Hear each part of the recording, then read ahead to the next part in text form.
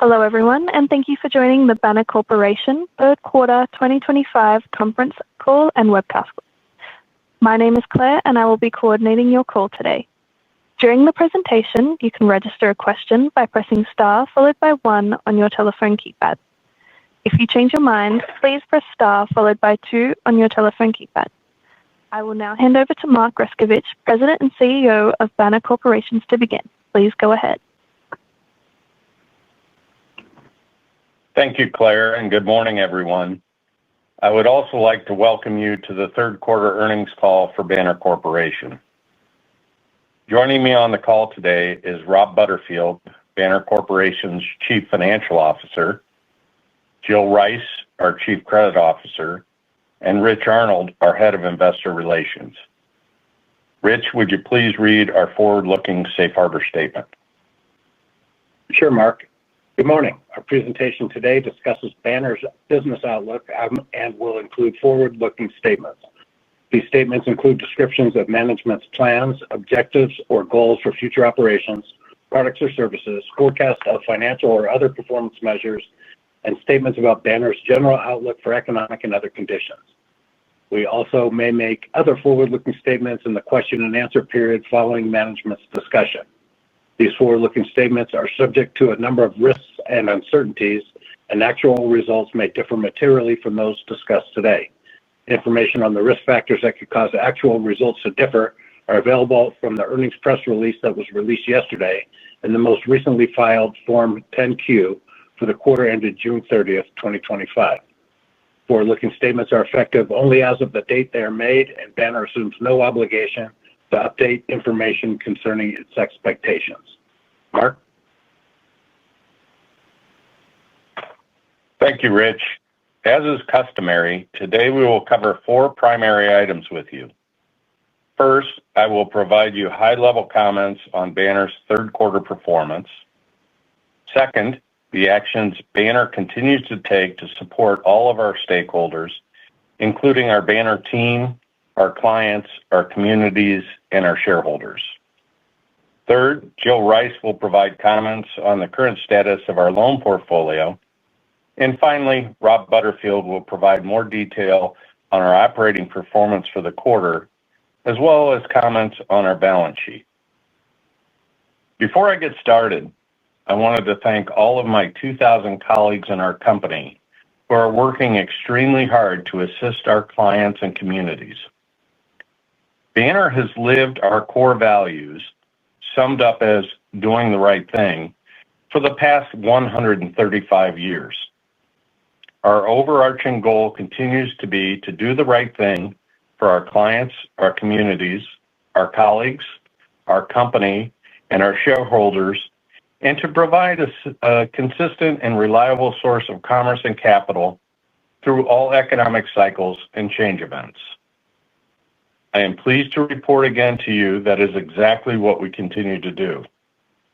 I'm very proud of the entire Banner team that are living our core values. Now, let me turn to an overview of our performance. As announced, Banner Corporation reported a net profit available to common shareholders of $53.5 million, or $1.54 per diluted share for the quarter ended September 30th, 2025.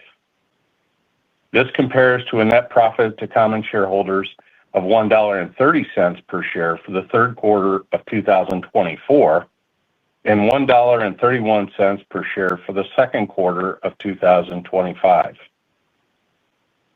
Our strategy to maintain a moderate risk profile and the investments we have made and continue to make in order to improve operating performance have positioned the company well for the future. The strength of our balance sheet, coupled with the strong reputation we maintain in our markets, will allow us to manage through the current market uncertainty. Rob will discuss these items in more detail shortly. To illustrate the core earnings power of Banner, I would direct your attention to pre-tax, pre-provision earnings, excluding gains and losses on the sale of securities, changes in fair value of financial instruments, and building and lease exit costs. Our third quarter 2025 core earnings were $67.8 million, compared to $62.5 million in the prior quarter and $57.4 million in the third quarter of 2024. Banner's third quarter 2025 revenue from core operations was $169 million, compared to $163 million for the prior quarter and $154 million for the third quarter of 2024. We continue to benefit from a strong core deposit base that has proved to be resilient and loyal to Banner, a very good net interest margin, and core expense control. Overall, this resulted in a return on average assets of 1.3% for the third quarter of 2025.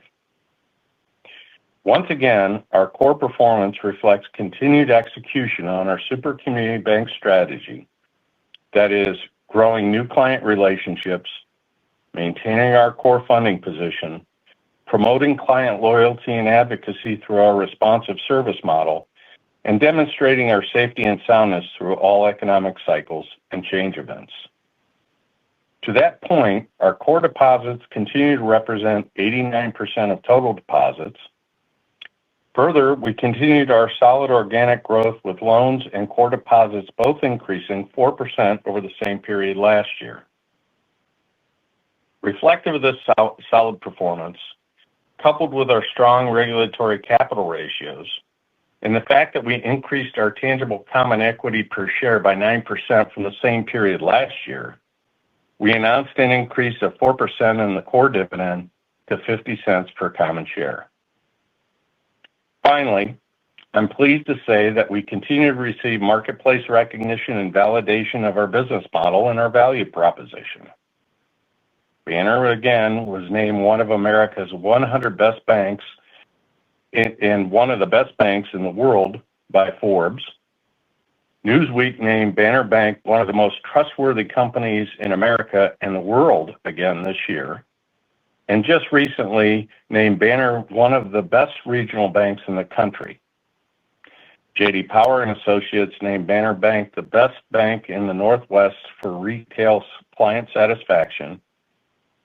Our company was also recently certified by Great Place to Work, and S&P Global Market Intelligence ranked Banner's financial performance among the top 50 public banks with more than $10 billion in assets.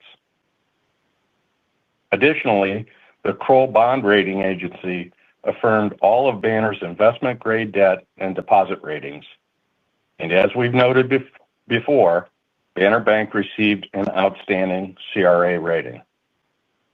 Let me now turn the call over to Jill to discuss trends in our loan portfolio and her comments on Banner's credit quality. Jill?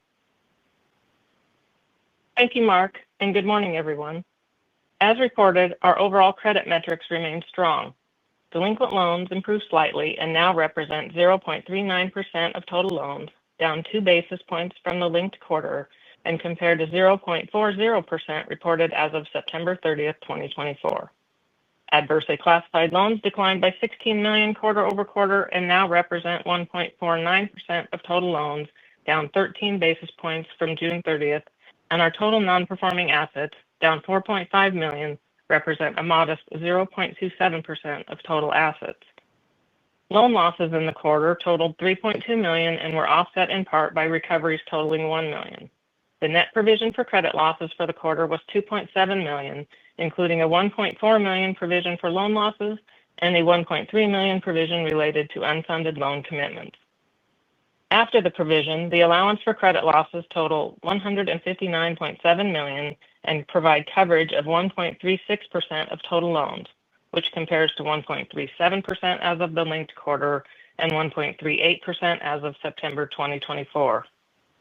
After recording very strong second quarter loan growth, I indicated that we expected a pullback this quarter, and as anticipated, loan originations were $172 million lower than that reported for the quarter ending June 30th. Additionally, new production was offset by material payoffs and paydowns on adversely classified relationships, as well as reduced commercial line utilization and a small handful of anticipated commercial real estate and C&I payoffs. Still, portfolio loan balances, while basically flat when compared to the linked quarter, remain up 4% year over year. The decline in the commercial construction portfolio reflects the net effect of additional construction advances offset by the transition of both completed owner-occupied and investor real estate projects to the permanent portfolio. The residential construction portfolio, at 5% of total loans, continues to be diversified across markets and product mix. And while days on market has increased again slightly this quarter, the level of completed and unsold inventory continues to remain below historical norms. Consistent with prior quarters, the total construction portfolio remains balanced at 15% of total loans when you aggregate all business lines. The decline reflected in C&I is driven in part by reduced line utilization, down 2% quarter over quarter, as well as the previously mentioned exiting of adversely classified relationships. The decline was offset in part by continued growth in the small business segment, up 8% year over year. And as expected, agricultural balances increased again this quarter due to line utilization, up 3% compared to last quarter and up 2% year over year. Lastly, I will just note that commercial pipelines remain solid. Fourth quarter loan growth is typically strong, and we expect the same to be true this year. As such, we still anticipate reporting a mid-single-digit growth rate for the full year. Banner's moderate risk profile, with stable and strong credit metrics, remains a significant source of strength. With that, I will hand the microphone over to Rob for his comments. Rob? Great. Thank you, Jill. We reported $1.54 per diluted share for the third quarter, compared to $1.31 per diluted share for the prior quarter. The 23-cent increase in earnings per share was primarily due to an increase in net interest income, a lower provision for credit losses, as well as the current quarter including a gain of $1.4 million on the disposal of assets, while the prior quarter included a loss of $919,000 on the disposal of assets. We experienced strong positive operating leverage during the quarter compared to both the prior quarter and the quarter ended September 30, 2024, as core pre-tax provision income increased 8.5%, or $5.3 million compared to the prior quarter, and increased 18%, or $10.4 million compared to the year-ago quarter. Held for investment loan balances increased $12 million from the prior quarter, as pipelines rebuilt after the strong pull-through we experienced in the second quarter. In addition, we saw higher prepayments in the third quarter. The loan-to-deposit ratio ended the quarter at 84%, giving us ample capacity to continue to add new clients. Total securities decreased $56 million due to a combination of normal portfolio cash flows and some securities being called early. Deposits increased by $489 million during the quarter, primarily due to core deposits increasing $426 million, as well as time deposits increasing $63 million during the quarter. Core deposits ended the quarter at 89% of total deposits. Total borrowings decreased $459 million during the quarter, as the growth in deposits was used to pay off short-term FHLB advances. Banner's liquidity and capital profile continue to remain strong, with a robust core funding base, a low reliance on wholesale borrowings, and significant off-balance sheet borrowing capacity. As a reflection of our robust capital and strong liquidity positions, Banner repurchased 250,000 shares during the quarter and announced a 4% increase in its declared dividend to common shareholders. Net interest income increased $5.6 million from the prior quarter due to a 6 basis point increase in net interest margin, as well as average earning assets increasing $151 million and one more interest earning day in the current quarter. The increase in average earning assets was due to average loan balances increasing $33 million and total average interest-bearing cash and investment balances increasing $118 million. Tax-equivalent net interest margin was 3.98% for the quarter compared to 3.92% for the prior quarter. Earning asset yields increased 3 basis points due to a 5 basis point increase in loan yields, as adjustable rate loans continue to reprice higher and new loans are being originated at rates higher than the average yield on the loan portfolio. The average rate on new loan production for the quarter was 7.35% compared to 7.27% for the prior quarter. Funding costs decreased by 3 basis points as a result of using the increase in deposit balances to reduce higher costing borrowings. Deposit costs were 1.50% for the quarter, which was 3 basis points higher than the prior quarter, as the deposit growth during the quarter was mostly in interest-bearing accounts. Non-interest-bearing deposits ended the quarter at 33% of total deposits. Total non-interest income increased $3 million from the prior quarter, primarily due to the current quarter including a gain of $1.4 million on the disposal of assets, while the prior quarter included a loss of $919,000 on the disposal of assets. Both of these related to back office consolidation. In addition, the current quarter had a net gain of $377,000 on security sales and a positive fair value adjustment of $223,000 on financial instruments carried at fair value. Total non-interest expense was $674,000 higher than the prior quarter, with increases in marketing, employee-related expense, occupancy expense, and business and use tax, being partially offset by a lower salary and benefit expense. The current quarter occupancy expense included $1 million of lease termination costs associated with the back office space consolidation, compared to $834,000 in the prior quarter. Our strong capital and liquidity levels position us well to continue to execute on our super community bank business model. This concludes my prepared comments. Now I will turn it back to Mark. Mark.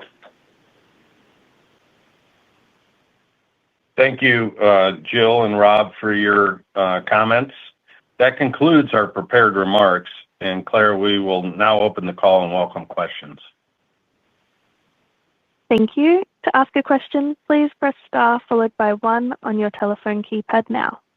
If you change your mind, please press star followed by 2.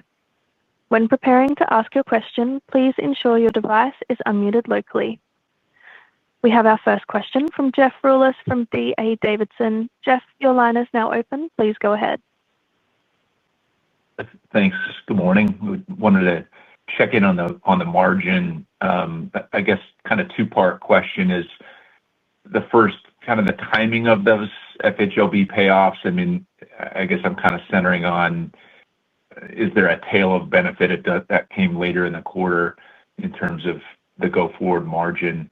And then maybe just checking in on, Rob, maybe the impact of rate sensitivity as you see the cut we had and the expected cuts ahead. Sure, Jeff. So on the first part of it, we started to see the deposits come in fairly early in the quarter. So I would say probably FHLB advances were paid down to their ending level. I would say probably halfway through the quarter. So there could be a little bit of additional benefit there from just an overall funding cost standpoint. If I think about kind of the impact of the Fed rate cuts on our margin overall, I think the story is kind of the same that we've been talking about. Essentially, in a quarter where there's no Fed actions at all, we would expect margin to expand like we saw in the second or the third quarter here, as those adjustable rate loans continue to reprice up. And in general, absent what we saw as far as the pay down of borrowings, we would expect funding costs to be relatively flat. If the Fed does one rate cut in a quarter, then we're expecting that our margin would be relatively flat. Doesn't mean it can't be plus or minus a basis point or two, but relatively flat overall. And if you think about the fourth quarter here, we have the rate cut in September. The market and Moody's, who we use for interest rate forecast, is forecasting another cut at the end of October here, and then a third cut in the middle of December. And under that scenario, where we have essentially multiple rate cuts in one quarter, then we would expect some margin compression in that quarter. So moderate in nature, but we would expect, because we will have those adjustable rate loans that are 29% of our portfolio. Those will essentially reprice down. So as soon as the Fed cuts, and that second rate cut, we won't have necessarily the benefit of the adjustable rate loans repricing up, because that's already offsetting the first rate cut. And we will get some some improvement in funding cost, obviously, because we will take some additional deposit rate reductions, but it won't be enough to offset the full impact of the variable floating rates repricing down. Appreciate it. Thanks, Rob. Did you have a September average for the margin?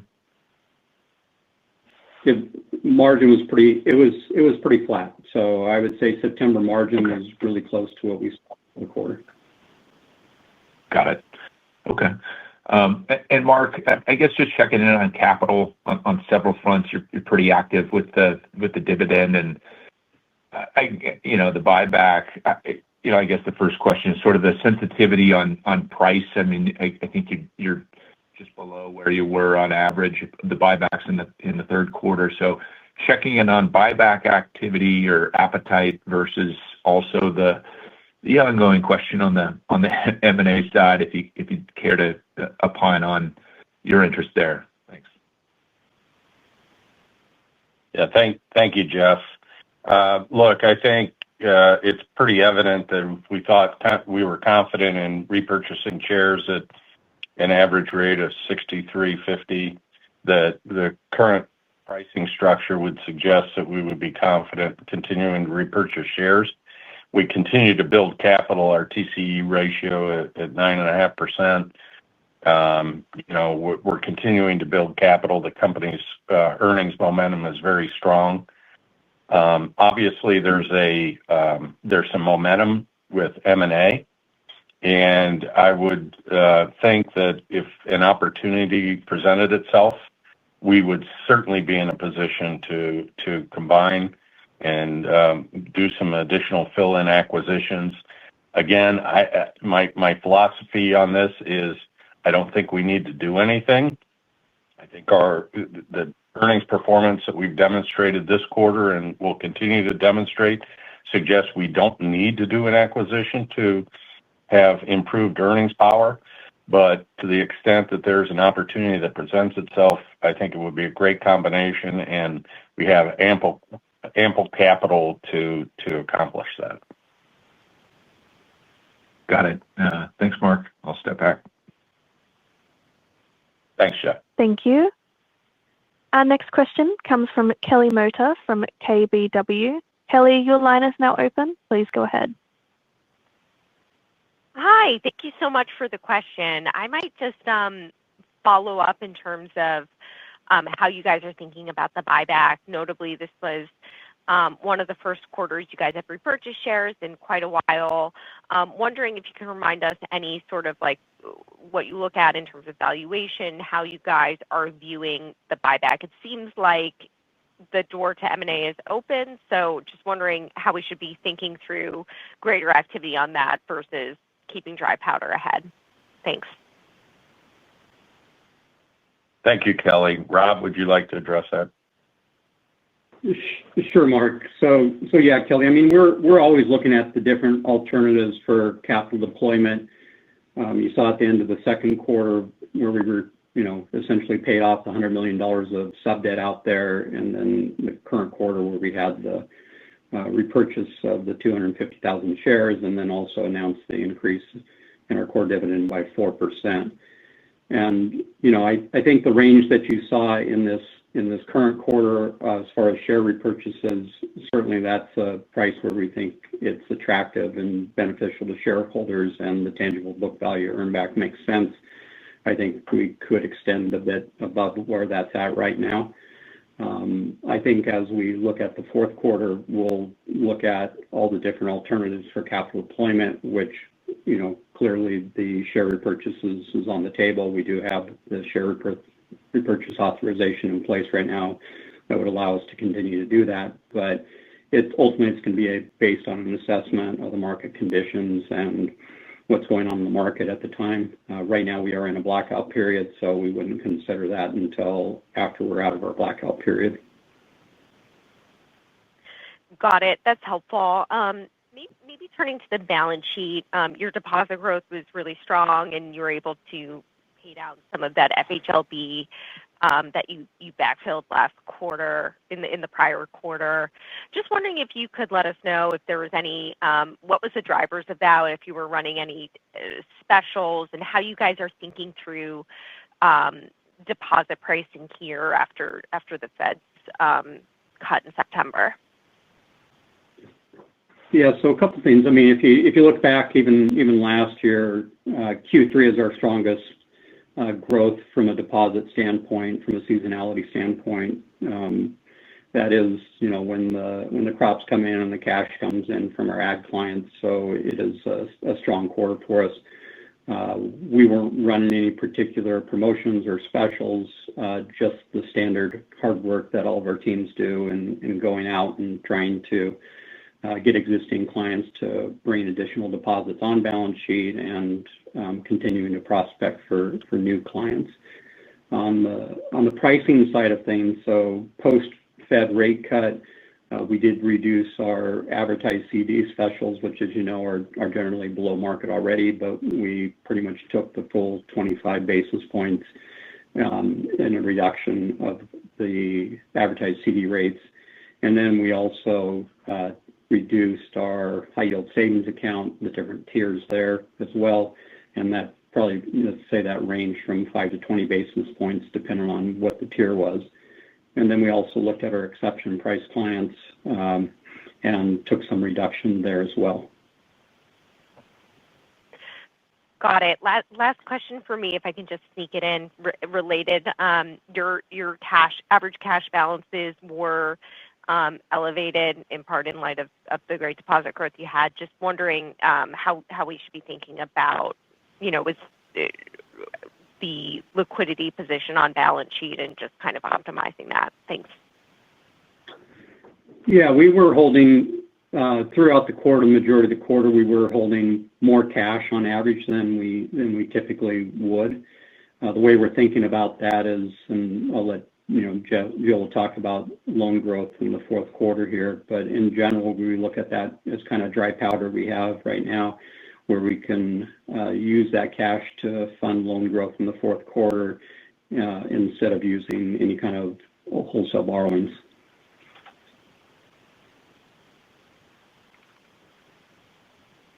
Great. Thank you. I'll step back. Thank you. Our next question comes from David Feaster from Raymond James. David, your line is now open. Please go ahead. Hi, good morning, everybody. Good morning, David.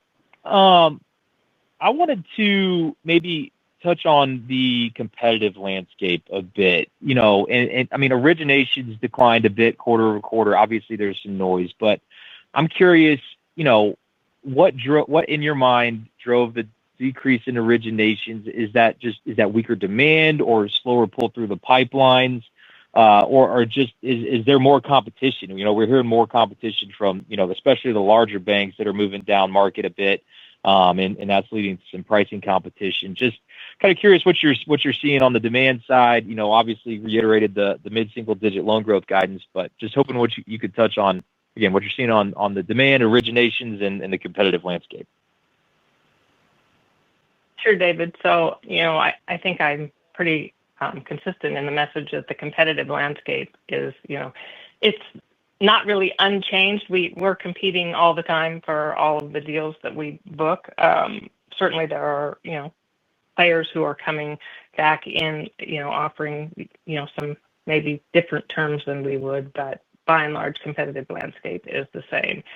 I would suggest that the decline in originations this quarter was multifaceted, right? We had that really strong pull-through in the second quarter. Our pipelines have built and are continuing to build, so they're really strong going into the fourth quarter. The reaction to the 25 basis point rate cut was really rather muted on the credit side, where people were saying, great, but when's the next one coming? Expecting a little bit more. So I think as we start to see that, it will pull some of the fourth quarter pipeline through a little bit faster. And again, fourth quarter is generally a strong quarter for us. I feel like I missed one piece of your question there, David. So it was competition, it was pipeline, and did I get it, or is there something else? Yeah, that's pretty much it. And I guess maybe just following up on that, like, so the competitive landscape, maybe touching on, you got two sides of it. We hear mostly the competition has been on the pricing side. Is that, I guess, where are you seeing new origination yields and spreads? And then have you started to see that stretch the competitive landscape, maybe stretch more into underwriting and the, structures and standards, or is that held up pretty well from your standpoint? Mostly held up well. I mean, we are seeing a little bit more stretching in terms of ask for longer interest-only periods while people wait for rate cuts to come down and take that term, P&I amortizing loan structure. So there's that ask, and I think some of the banks are more inclined to give longer terms than we would be. But generally, the underwriting is holding up. Yeah. Okay. And then maybe just last one for me, in your prepared remarks, you talked about, and even some of the commentary at the beginning of the call, you talked about the strategic investments that you guys have been making, paying off and generating some pretty meaningful returns. I'm curious if you could touch on maybe where you see the most benefit from those investments, where you're investing currently, whether it be technology, is it new talent? There's obviously been a lot of disruption around you, expansion plans or investment into other business lines. Just kind of curious where your strategic investments you're starting to see some of the fruits pay off. And then where are you investing currently and what are you excited about on the horizon? Rob, David, I'd maybe like we'll you to address some of our investment, and then Jill, if you want to talk about some of the talent we've added. Sure, Mark. So David, yeah, we've talked about some of the investments we're making. I would say the largest investments we're making is on the technology side. We've talked about the new deposit and loan origination system, which went live with the initial modules earlier this year, and we expect the rest of the modules to go live here in the fourth quarter. And the way we're thinking about that is that it'll provide the organization with additional scalability, allowing us to grow loans and deposits into the future with adding less expenses into it. So we think the payoff for that is a longer term payoff. Initially, anytime you implement a new system, of course, your expenses are typically going to go up temporarily related to it. And then over time, you'll get those efficiencies and be able to have that scalability. Other areas that we continue to invest in is fraud-related technology, which, we've talked about multiple times that our fraud costs outpace our credit losses. So fraud is something you're continuing to look at. And then, we like everyone, AI is on top of mind on everyone. As part of our moderate risk profile, we spent probably the beginning of it doing a lot of governance-related activities, making sure that we were not taking any additional risk for the organization if we were going to implement different types of AI. As we've been heading down that path, we've started to implement or turn on different AI features on existing software and technology that we have right now. And then we're also working on kind of a longer-term strategic AI roadmap right now as well. But when we think about AI, we don't think about it as immediate cost reductions. We think about AI as being a longer-term investment that will give the scalability to the organization. So Jill, anything on the talent side? Yeah, the talent story is, David, the same as before in that we continue to add talent in the commercial and commercial real estate teams up and down the West Coast primarily this quarter, but we've added team leaders, RMs, commercial real estate lenders as well. And they're coming from different organizations that are experiencing whether it's changes in the management structure and or just an overall feel that the way Banner is operating open for business, that they just resonate with our current operating model. Got it. That's helpful. Thanks, everybody. Thank you. Our next question comes from Andrew Terrell from Stephens. Andrew, your line is now open. Please go ahead. Hey, good morning. Morning, Andrew. Morning. Rob, if I could start just maybe a question on deposit costs. I'd love to hear maybe some color on just your approach. I heard, moving some of the promotional rates down, some of the exception pricing down following the 25 basis points from the Fed. I'm curious from a magnitude perspective, how you're approaching the rate cuts this time versus, the 100 basis points we got late last year. Are you approaching the cuts magnitude-wise similarly to last year and trying to get at ultimately, from a beta perspective on interest-bearing deposits, would you expect something similar this go around to the first 100 basis points, or do you feel like client behavior has changed or gotten more sensitive at all?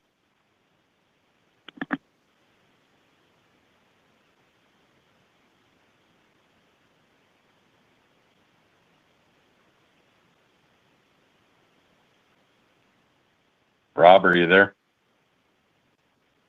Sorry, Mark.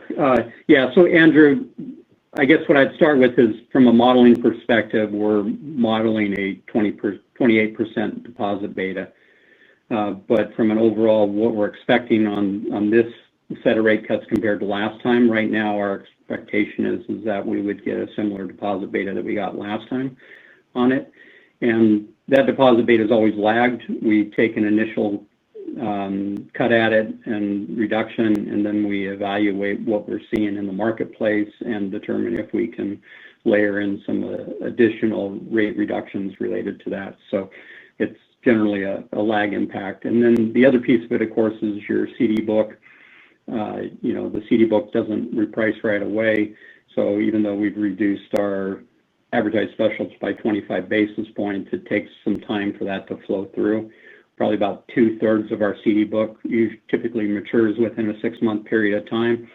So it'll take a little bit for us to see the impact on the CD side of things.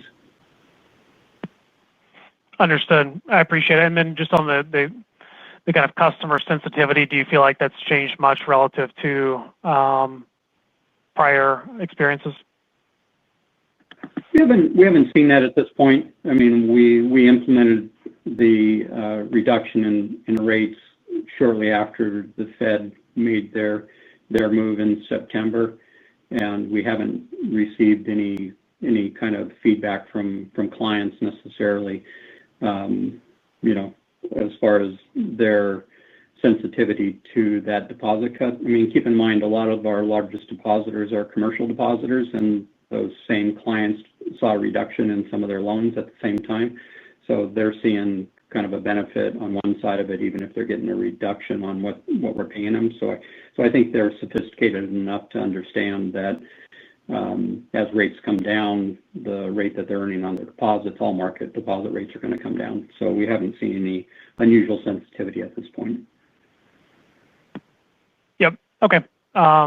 Great. I appreciate it. And then just sticking kind of overall on the margin, I heard your comments about just expectations and in a static quarter versus a quarter where the Fed cuts. But, if I look back over the past year, your margin is up. I think it's right at 25 basis points relative to 3Q of last year. We digested 100 basis points of rate cuts over that time frame. Just when I look at the next 12 months, I think consensus margin is up only 6 basis points over the next 12 months. And then historically, you've been able to operate in that 4.25 to 4.5 margin range. So I guess my two questions are: one, do you feel like the 6 basis points is kind of conservative on the NIM forecasting over the next 12 months? And then just over the medium term, do you feel like a 4.25 to 4.50 kind of margin range is still achievable? Yeah. So Andrew, I guess in general, what I'd say is, ultimately it's going to be dependent on how aggressive the Fed gets and how they approach any kind of reductions. And so it's a bit hard to predict what they're going to do if you're going out longer term. At 3.98 right now, I think we're happy to see us approaching 4%. I haven't necessarily considered the idea of getting back to 4.25 or 4.30. It's going to depend on the Fed actions, but I don't see that as being something. I think if you're saying 6 basis points is what the market's expecting, I think that's a more reasonable number certainly than the getting up to 425 or 430. Fair enough, and I hope your ankle's doing okay. Thanks for the time. I appreciate it. Appreciate it. Thank you. Thank you. Andrew. Our next question comes from Tim Coffey from Janney. Your line is now open. Please go ahead. Great. Thank you. Morning, everybody. I had a couple of questions. Morning, I Tim. want to start with, hi, Mark. A couple of questions I want to start with Jill. Jill, can you kind of give maybe a thumbnail sketch or a high-level overview of how the company incorporates monitoring personal guarantees, appraising collateral on an ongoing basis as a way to maintain the solid credit quality you have and have shown over the recent past? Sure, Tim. So as to reappraising properties, that is not a ongoing annual updated type of action. What we do as we're going into these credits and then through the life of the loan is consider changes to the environment, contemplate changes to cap rates using original appraisals and current operating income, and kind of use that as a basis to test where we think we are, recognizing that the originating loan to values that we go into are generally, much lower than some of the other lending institutions out there. And so we've got room for, some valuation drops, certainly where things still continue to work. We also, are continually contemplating what might happen to top line and revenue changes. So we're stressing in the income side, we're stressing the cap rates and that sort of thing to look at the collateral. When you go back to guarantees, I would suggest to you that the vast majority, and I'm talking north of 95% of our loans, have personal or corporate guarantees that add significant secondary sources of repayment to backstop losses. Did I get all of your questions? Yeah, that's great. Sorry, it was, yeah, and I just wanted to clarify. I wasn't, so much asking about the, how often you reappraise collateral. It's more of how are you ensuring that the borrowers are doing what they told you they were going to do, right? So the personal guarantees does that. Monitoring the collateral for sure absolutely does that as well. So yeah, but that was covenant my testing question on that and topic. Yeah, sorry, I was just going to say covenant testing, financial statement. We require ongoing reporting from our borrowers. So and then testing covenants is the key there to what are they doing and are they maintaining their properties, annual site inspections, that sort of thing. Okay, that's great. That's helpful. And then my second question for you, Jill, was so we look at the loan to deposit ratio, solidly mid-80s, which is a good number to be at. Is there any thought to taking it higher? And do you have any line of sight to that loan deposit ratio being higher than 90? We have in the past certainly been higher than that. I would say that, if we were to approach 95%, would be okay. I don't think we'd go above that.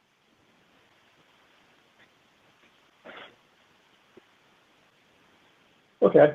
And then for Rob, I had a question about kind of the overall, deposit pipeline.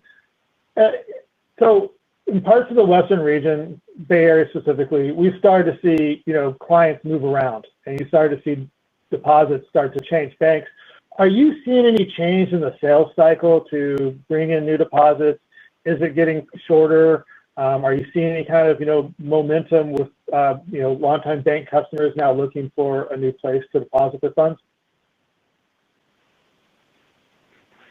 So Tim, overall, what I'd say is, we have a lot of clients that are very loyal to Banner. Our deposit base is one where, half of it is what I would call rural in nature, and then half of it is more metro. So we have a sticky client base that tends not to want to move around, that values the value of the relationship and the long-term value that we provide. So we haven't necessarily seen a more movement in clients, and we have been successful in adding new clients and bringing those relationships in. and part of that's our focus on small business, which tends to bring in more deposits and loan balances. So I still think it's a lot of hard work by our relationship folks to bring in those quality new clients, and I wouldn't say it's changed as far as us seeing clients moving from bank to bank in a shorter cycle. Okay. Well, the core deposit growth year over year has been very strong at Banner. So good job. And then, Mark, if I can ask a question about a special dividend. Now, I understand your capital priorities. I understand your comments about M&A. But I also see kind of the anticipated capital growth on your income statement over the next, say, 12 months or so. Is it possible that a special dividend could be on the table discussion this time next year? Well, thanks for the question, Tim. I don't think we rule out any options on capital deployment. We've done special dividends in the past. I would suggest to you that the reason you do a special dividend is to do a blunt force reduction in your capital position, and you can do it very quickly and with little execution risk. I don't suspect that is our top priority to do a special dividend. I think our core focus is making sure that we focus on the core dividend itself. We'll continue to deploy capital through share repurchases as appropriate, and certainly M&A. But we've done special dividends in the past. It's less likely that we will do one going forward, unless we really need to reduce capital for some reason. Okay, that's great perspective. Thanks, Mark. Those are my questions. Thank you, everybody. Thanks, Tim. Thank you. We have a follow-up question from Jeff Rulis from D.A. Davidson. Your line is now open. Please go ahead.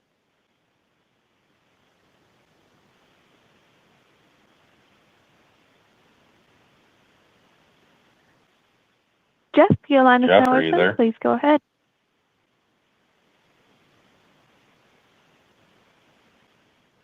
Hello?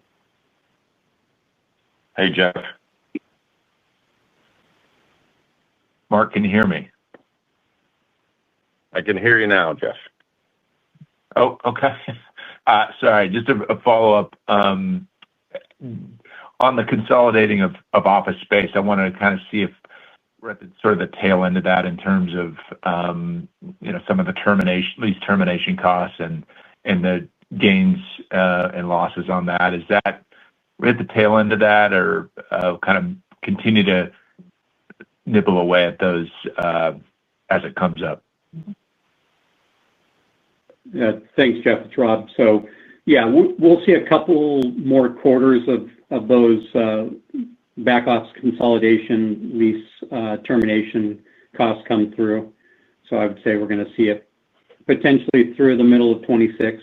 So maybe over the next 3 quarters, just depending on how quickly we can get through the space that we're exiting. So we'll see a few more quarters of it. Okay, that was it. Thank you. Yep. Thank you. Thanks, Jeff. As a reminder to ask a question, please press star followed by 1 on your telephone keypad now.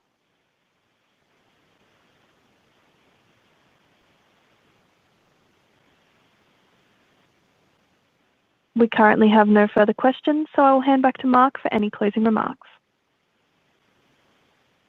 All right, thank you, Claire.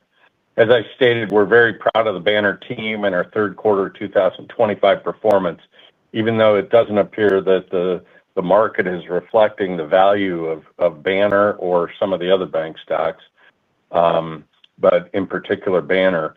We're very proud of our performance and how we are viewing the future of performance for Banner.